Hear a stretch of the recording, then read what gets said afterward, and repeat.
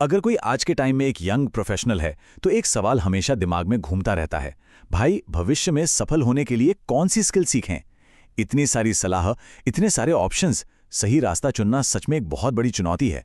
तो चलिए आज इसी गुत्थी को सुलझाते हैं। बस यही एक आइडिया करियर की पहेली को सुलझाने की चाबी है। अगर ये बात समझ आ गई ना, तो आगे का सफर बहुत बहुत आसान हो जाएगा। ये उन सभी स्किल्स की नींव है जिनकी हम आगे बात करने वाले हैं। ठीक है, तो शुरू करते हैं। अक्सर होता क्या है कि लोग गलत फील्ड चुन लेते हैं और फिर बस सोचते रह जाते हैं, पछताते हैं। तो ये याद रखना बहुत ज़रूरी है कि कोई भी मेहनत करने से पहले सही रास्ता चुनना सबसे सबसे ज़रूरी कदम है। और पता है, सबसे बड़ी गलती यही है, स्ट्रैटेजी का ना होना। लोग बस ट्रेंड के पीछे भाग रहे हैं। हर कोई एआई कर रहा है, लेकिन क्यों पता नहीं। पर फिक्र मत कीजिए, ये विश्लेषण आपको एक बिल्कुल साफ रास्ता दिखाएगा। अच्छा, उन स्किल्स पर आने से पहले ना, ये समझना बहुत ज़रूरी है कि ज़्यादातर लोग असल में गलती कहाँ करते हैं। चलिए पहले उन आम मिथकों और जालों को तोड़ते हैं जो ज़्यादातर लोगों को सफल होने से रोक देते हैं। एक बहुत बड़ा मिथक है कि एआई में करियर बनाना है तो कोडर बनना ही पड़ेगा, लेकिन सच कुछ और है। सोचिए, अगर कोई वीडियो एडिटर है तो वो एआई टूल्स का इस्तेमाल करके अपना काम 10 से 50 गुना तेज़ी से कर सकता है। तो पॉइंट ये नहीं है कि सब कुछ जीरो से शुरू करो। पॉइंट है कि जो आता है उसे एआई से सुपरचार्ज कर दो। कई लोग टी शेप्ड मॉडल की सलाह देते हैं, मतलब कई चीज़ों के बारे में थोड़ा थोड़ा जानो और किसी एक चीज़ में माहिर हो जाओ। लेकिन इसमें एक जाल है। अक्सर लोग हर चीज़ के बारे में थोड़ा बहुत तो सीख जाते हैं, पर किसी एक चीज़ में बॉस नहीं बन पाते। और जब तक कोई किसी चीज़ में बेस्ट नहीं होता, पैसा कमाना मुश्किल हो जाता है। जब भी हम कोई नई चीज़ सीखना शुरू करते हैं, शुरू में तो बड़ा मज़ा आता है ना? लगता है बस अब तो फोड़ देंगे। इसी को कहते हैं ऑप्टिमिज्म पीक या आशावाद का शिखर। लेकिन जैसे ही वो स्किल थोड़ा सा मुश्किल लगने लगता है, 80% लोग उसे बीच में ही छोड़ देते हैं। इसका मतलब क्या हुआ? मतलब ये कि असली कंपटीशन तो सिर्फ 20% लोगों में है, क्योंकि ज्यादातर तो रेस पूरी ही नहीं करते। तो चलिए अब आते हैं मुद्दे पर। पेश हैं वो 3 खास स्किल्स जो आज के मार्केट की जरूरतों को पूरा करते हैं और जिनकी डिमांड बहुत बहुत ज्यादा है। पहले स्किल को समझने के लिए ना, एक सवाल का जवाब दीजिए। जब सोने की होड़ मची हो तो क्या सोना खोदना समझदारी है या उन खोदने वालों को फावड़े बेचना? आज की क्रिएटर इकोनॉमी बिल्कुल वैसी ही एक गोल्ड रश है।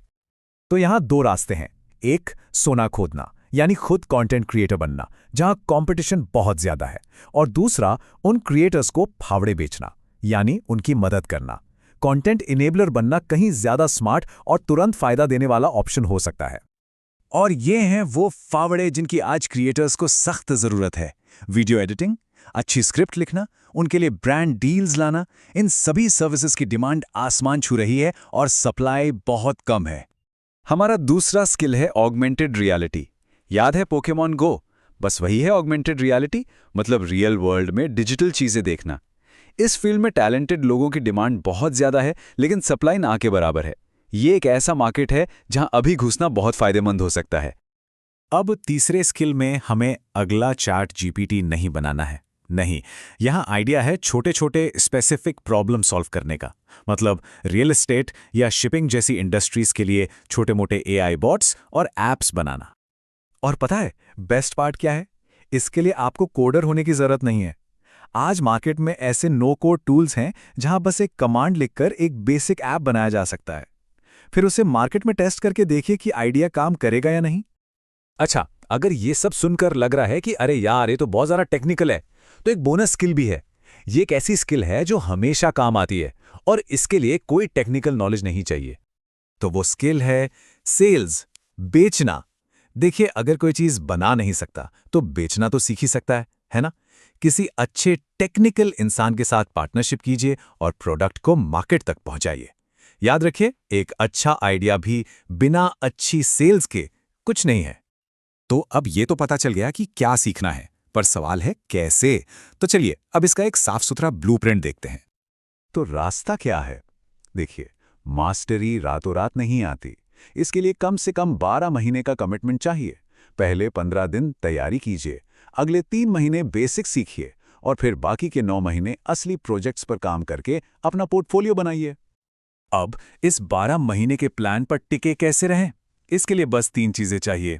पहली, कंसिस्टेंसी यानी रोज काम करना। दूसरी, प्रैक्टिस यानी लगातार अभ्यास करना। और तीसरी, पब्लिक अकाउंटेबिलिटी मतलब अपनी सीखने की जर्नी को सोशल मीडिया पर शेयर करना। यही चीज आपको उन 80% लोगों से आगे रखेगी जो हार मान लेते हैं। तो बॉटम लाइन ये है कि सब्र रखना होगा। ये कोई आज सीखो कल अमीर बनो वाली स्कीम नहीं है। सफलता एक लंबी दौड़ है जो कम से कम 12 महीने की लगातार मेहनत का नतीजा होती है। तो अब क्लैरिटी भी है और एक रोड मैप भी। सवाल बस एक है, आने वाले 12 महीनों का इस्तेमाल करके कोई अपने लिए कैसा भविष्य बनाना चाहेगा?